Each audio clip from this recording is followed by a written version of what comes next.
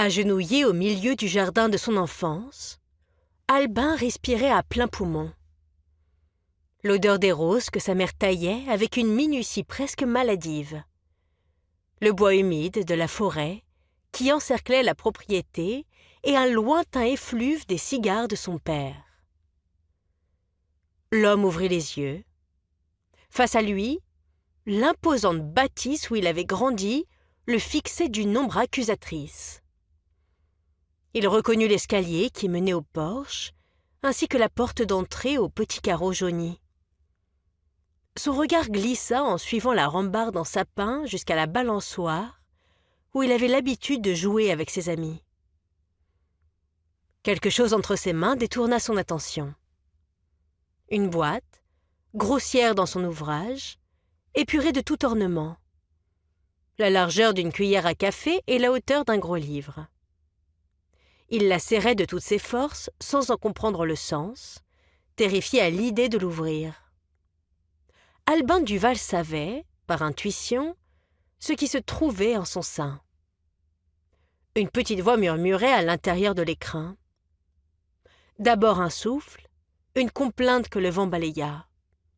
Puis des mots fouettés, comme si quelqu'un parlait à l'intérieur d'un tube. Le son qu'émit le coffret glaça le sang du jeune homme. « Mauvais, tu es... père mauvais !» susurrait la chose, à mesure que l'angoisse s'immisçait dans le corps d'Albin. Il reconnut le timbre rond et chaleureux de son paternel, Jacques. Une autre plainte, d'une tonalité différente, se superposa à ces paroles qui se répétaient en boucle à travers le boîtier. « Chérie, aide-moi. Notre bébé, il est... » Albin sentit quelque chose percuter son genou. L'homme émergea en sursaut, la bouche pâteuse, les yeux éblouis par le soleil d'août. Sa joue collée sur la vitre du train émit un bruit de succion. Face à lui, une femme d'une quarantaine d'années, au sourire gêné, tentait de maintenir en place son garçon, une boule de nerfs d'une dizaine d'années, le visage agaçant des petites terreurs de la cour de récréation. « Je m'ennuie, c'est quand qu'on arrive? C'est quand qu'on arrive ?»